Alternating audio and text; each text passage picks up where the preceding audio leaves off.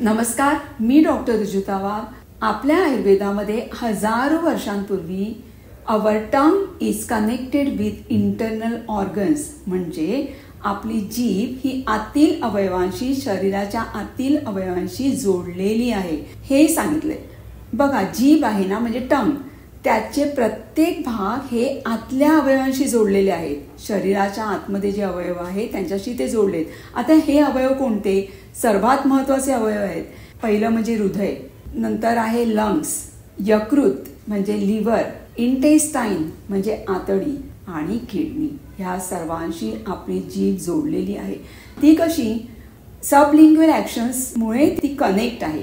आता सबलिंग्युअल ॲक्शन्स म्हणजे काय? आपल्या जिभेच्या आतील भाग, ब्लड वेसल्स व रक्तवाहिन्यांचे एक नेटवर्क आहे. जे काही आपण खातो त्याच्यातले महत्वाचे घटक आतमध्ये डिरेक्टली जातात.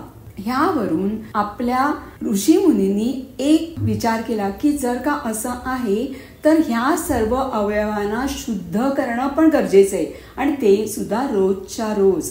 म्हणून त्यांनी काय केलं, ह्यासाठी हे अवयव, इंटरनल ऑर्गन शुद्धीकरणासाठी त्यांनी 2 विधी सांगितले. एक म्हणजे गंडूश आणि दुसरं म्हणजे कवल. त्याचं महत्वाचं कारण सांगते. हे कसं शुद्धीकरण करणार? आतमधल्या ऑर्गॅनिलमधलं अशुद्ध काही असेल, टॉक्सिसिटी असेल, ती बाहेर काढली जाणार. अजून एक महत्वाचा त्याचा उपयोग म्हणजे तुमची ओरल हेल्थ. काही दातांचा प्रॉब्लेम असेल किंवा दात मजबूत राहण्यासाठी, हिरड्या मजबूत होण्यासाठी, हिरड्यांचे, दातांचे कोणते आजार होत असतील किंवा आतमध्ये तोंडामध्ये एखादा अल्सर होत असेल, ओठांच्या आतल्या साईडला भेगा पडत असतील, काही जखमा होत असतील, ते सर्व ह्या 2 विधींमुळे आपले हे सर्व ऑर्गन्स, इंटरनल ऑर्गन्स म्हणजे आतील अवयव आणि ओरल हेल्थ ही छान राहणार. गंडूश आणि कवल हे कधी करावं, याच्यासाठी कोणती द्रव्य वापरावी आणि कोणत्या रीतीने तुम्ही ते करावं.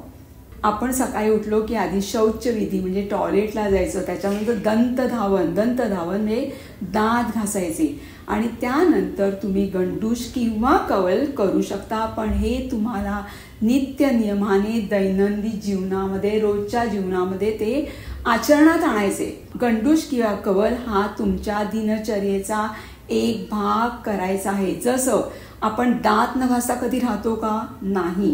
कारण आपल्याला माहिती आहे, लहानपणापासून आईने शिकवलंय की दात रोज घासावे, रोज आंघोळ करावी. त्याप्रमाणे रोज तुम्हाला गंडूश किंवा कवल हे करायचं आहे. आयदर तुम्ही खोबरेल तेल म्हणजे कोकोनट ऑइल, तिळाचं तेल, सिसम ऑइल किंवा देशी गाईचं शुद्ध तूप, औषधी काढे किंवा कोमट पाण्याने पण तुम्ही गंडूश करू शकता.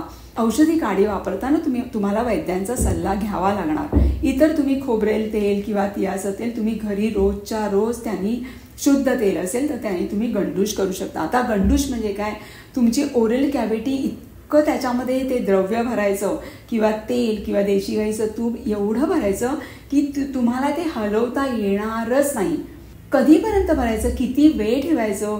जोपर्यंत तुमच्या डोळ्यातून किंवा नाकातून पाणी बाहेर येत नाही तोपर्यंत तुम्हाला गंडूश ही विधी तसंच तोंडामध्ये द्रव्य ठेवून करायची आहे. नंतर तुम्हाला काय करायचंय, ते स्पिट आउट करायचं. स्पिट आउट म्हणजे बाहेर थुंकायचंय, बाहेर टाकून द्यायचंय, ते गिळायचं नाही. का? त्याचं कारण सांगते. आता हे जे मी ऑर्गन्स सांगितलेत ना, इंटरनल ऑर्गन्स, हृदय आहे, फुफ्फुस आहे, आतडी आहे, यकृत आहे, या सर्वांमधली विषारी द्रव्य सबलिंग्युअल ॲक्शन्सने ते पुल्ड आउट होतात. ते बाहेर येतात त्या ऑर्गन्समधून आणि ते तुम्ही बाहेर फेकताय आता तोंडातून. हे झालं गंडूश. आता कवल म्हणजे काय? कवल ह्या विधीमध्ये फक्त तुम्हाला जे द्रव्य घ्यायचंय त्याची क्वांटिटी लहान असणार. गंडूश म्हणजे कसं, तुम्ही ओरल कॅव्हिटी खूप भरलंय, तुम्हाला ते आतमध्ये हलवता येत नाहीये ते द्रव्य, असं नाहीये. इथे तुम्ही हलवू शकता आणि इथे तुम्हाला क्वांटिटी लहान घ्यायची, म्हणजे 5 ते 6 ml तुम्ही घेऊ शकता. आपण चूळ भरतो ना, म्हणजे असं हलवतो तसं ते तेल पूर्ण कंटिन्यू 3 ते 5 मिनिटं हलवत राहायचे, आणि त्या तेलामध्ये ॲटोमॅटिक तुमची लाळ मिक्स होणार आहे.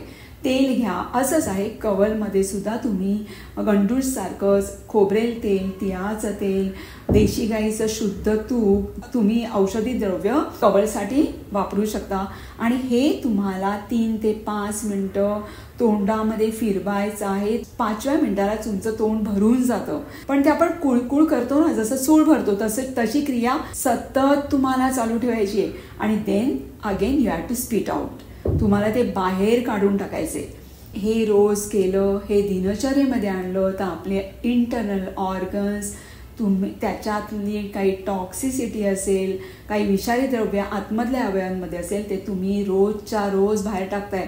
म्हणजे राहणार की नाही तुम्ही निरोगी. तुम्हाला कोणताही आजार, हृदयाचा आजार म्हणा किंवा यकृत म्हणजे फॅटी लिव्हर म्हणतो आजकाल खूप प्रमाण वाढलेलं आहे, फुफ्फुसांचे आजार, निब्युलायझेशन करावं लागतं, ह्या सर्वांपासून तुम्ही लांब राहाल.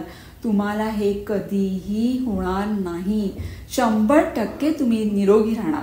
अशा रीतीने शिररोग, नेत्ररोग, कर्णरोग आणि मुखरोग कधीही होऊ नये म्हणून निरोगी माणसानेही गंडूश आणि कवल या विधी रोजच्या रोज दिनचर्येमध्ये कराव्यात. बघा, एक सांगते, आयुर्वेद हे भारताचं आहे. आपल्याला गर्व वाटायला हवा की आपण भारतीय आहोत आणि आपलं आयुर्वेद आहे. पण ह्या गंडूश आणि कवलला कुठे जाऊन यावं लागलं? फॉरेन कंट्रीजमध्ये, वेस्टर्न कंट्रीजमध्ये जाऊन त्याचं ऑइल पुलिंग झालं आणि त्यानंतर आपण स्वीकारतोय आत्ता.